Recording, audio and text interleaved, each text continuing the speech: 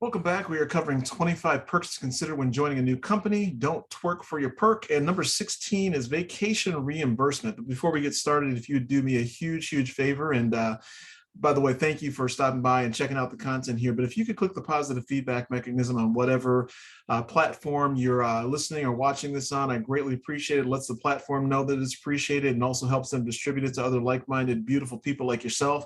And it's also an encouragement to me.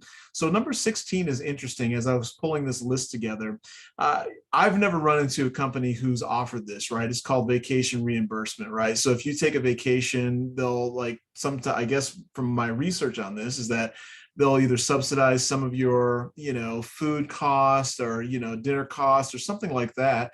And there's other perks too, right? Maybe they'll try and help out with some of the, hotel rentals or things like that. There's a whole list of different things that, that the companies who offer this on do offer while you're on vacation and often not working, which I think is really quite awesome, if a company does that, and just to, encourage, that work-life balance that so many companies talk about in their, brochure where, statements of how they value the employees, but really at the end of the day, they don't. And this is one of those things where they're kind of,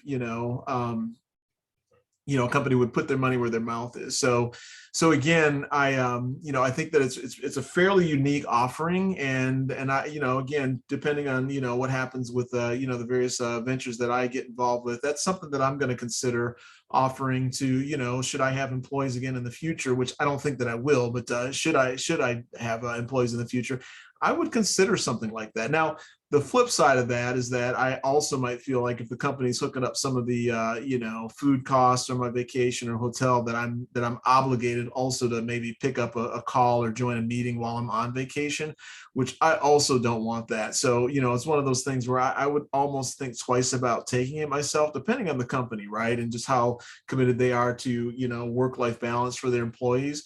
I really think that we have not recovered from the 2007, 2008, workforce depletion that took place. And I think there's been just so much burden put on a lot of employees, and they've never really made up because the companies are finding that they're still getting it done, and they've actually saved a lot of money. So anyways, a lot of these types of perks, for retention and things like that are good if it's not abused. And so that's the consideration, and at least one consideration that I would have or feel weird about if I didn't know or have confidence that the company wouldn't, be requiring me to, join in meetings or take calls or answer emails and things while I'm on vacation. So, but anyway, just something to think about or something to look for as you're kind of putting together your pros and cons as you're looking to start a job or join a new company. And that's going to do it for this video. But before we go, if you do me a favor, again, if you would click the positive feedback mechanism for whatever platform you're watching this content on, I'd greatly appreciate it. And best of all, it's quick and free to do. So